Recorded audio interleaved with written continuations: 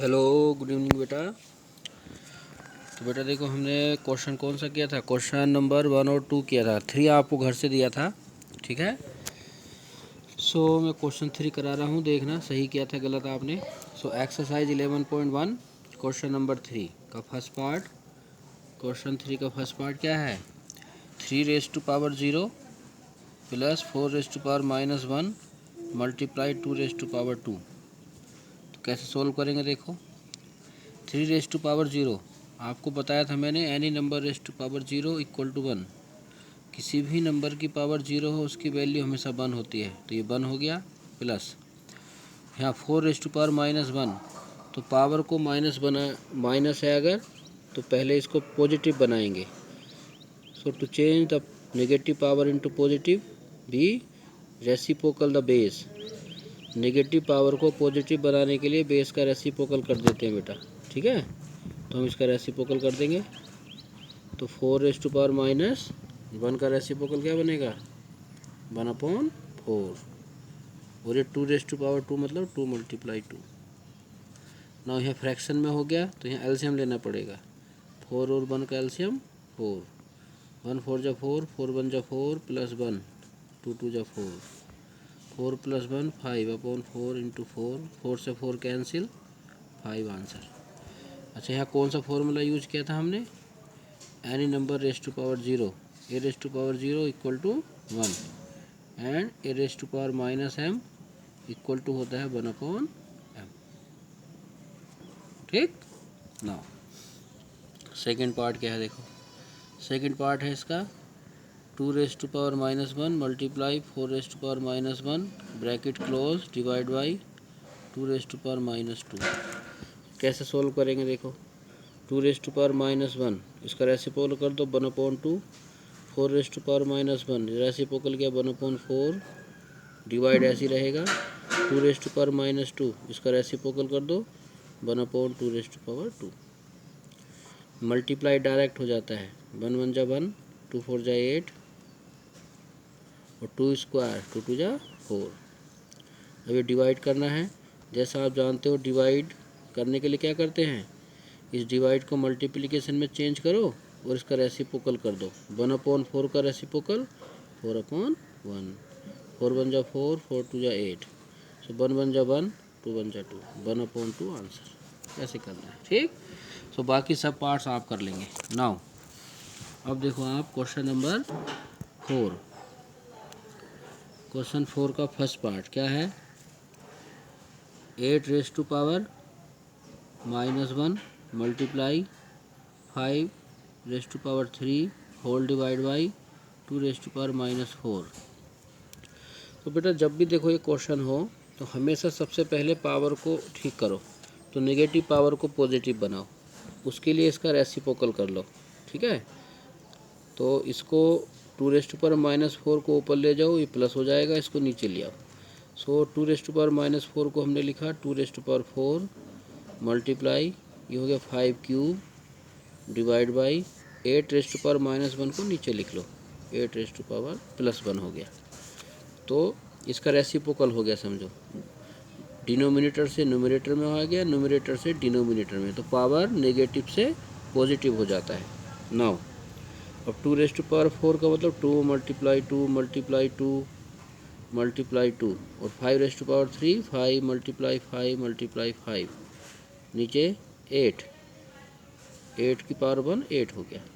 अब देखो 2 1 जा 2, 2 4 जा 8, 2 1 जा 2, 2 2 जा 4, 2 1 जा 2, 2 1 जा 2।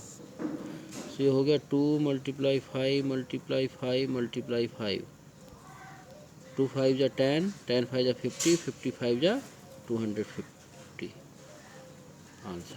बस सिंपल है। नाउ 4 का सेकंड पार्ट आप कर लेंगे। क्वेश्चन 4 का फिफ्थ पार्ट देखो। 4 का फिफ्थ पार्ट है बेटा, find the value of m for which m raised to power 5 raised to power m divide by 5 raised to power -3 equal 5 raised to power 5। सो हमें m का वैल्यू फाइंड करना है, क्या होगा, ठीक। Find the value of m, तो किस तरह से करेंगे देखो। क्या है क्वेश्चन कि 5 raised to power m divide by 5⁻³ equal to 5⁵। तो किस तरह से करते हैं देखो इनको। यहाँ देखो बेस बेटा दोनों का सेम है, तो बेस सेम है, डिवाइड में पावर सब्ट्रैक्ट हो जाएंगी। सो 5⁻m -3। ठीक, हमने यहाँ फॉर्मूला यूज किया a⁻m divide by a⁻n equal to a⁻m -n, ये वाला। ठीक, सो हो गया 5⁻m minus minus plus 3 equal 5⁵ ये हो गया। नाउ अब देखो बेटा एक फॉर्मूला होता है, ये मैं उस दिन लिखाना भूल गया था, आपको नोट कर लेना। ये फॉर्मूला है, क्या है कि if a⁻m equal a⁻n then m equal n। ठीक, मीन्स देखो a⁻m इक्वल है a⁻n के, तो ये दोनों इक्वल हैं। तो इक्वल कब हो सकते हैं? जब दोनों का बेस सेम है तो पावर भी सेम होगा। जैसे अगर ये 2 की पावर 3 है तो यहाँ भी तो 2⁻³ होगा, तभी तो इक्वल हो सकते हैं, वरना इक्वल हो ही नहीं सकते। दैट मीन्स अगर a⁻m इक्वल है a⁻n के, तो m किसके इक्वल हो जाएगा? m equal to n। तो यहाँ से क्या आता है, ये इसके बराबर आ जाएगा, m + 3 विल भी इक्वल होगा m के। बस m इक्वल क्या हो जाएगा? 5, 3 को इधर ले जाओ, 5 - 3 इक्वल टू 2 आंसर। नाउ अब देखो क्वेश्चन नंबर 6 क्या है बेटा? 6 का first part 1 curly bracket 1/3 whole raise to power -1 minus 1/4 whole raise to power -1 raise to power -1। तो कैसे करेंगे बेटा? देखो सबसे पहले जैसे मैंने कहा, आपने क्लास 5, 6 में पढ़ा है बोर्ड मास रूल कि सबसे पहले ब्रैकेट को सोल्व करते हैं। यहाँ भी हम ब्रैकेट को ही करेंगे। सो पहले यहाँ सोल्व करेंगे। तो यहाँ सोल्व करने के लिए पावर नेगेटिव को पॉजिटिव बनाना पड़ेगा।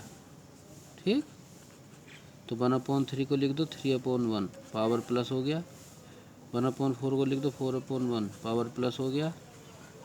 ये -1 अभी ऐसे ही रहेगा। ठीक, तो 3 पावर 3, ये 1 का लिखो या नहीं लिखो कोई बात नहीं। 3⁻1 3 -4, 3 - 4 हो गया -1। ठीक, और -1 की होल पावर, अब इसका रेसिप्रोकल कर दो क्योंकि -1 है। सो माइनस ऐसे रहा, 1 का रेसिप्रोकल 1/1, 1 का रेसिप्रोकल 1 ही होता है। ठीक, ये आपका क्या हो गया? आंसर। ठीक है, नाउ बाकी सेकंड आप करना।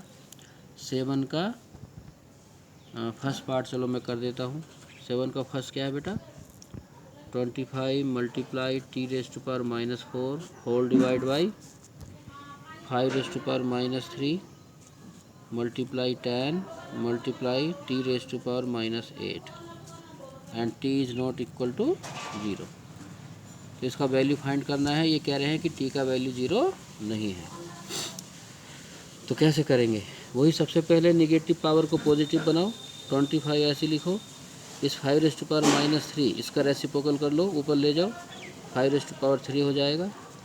नेगेटिव है, इसको ऊपर ले जाओ, -8 से +8 हो जाएगा। ठीक, अपॉन इसको नीचे ले आओ, t⁻⁻4 मल्टीप्लाई 10, सॉरी -4 को नीचे ले आए तो क्या बन गया? t⁻+4।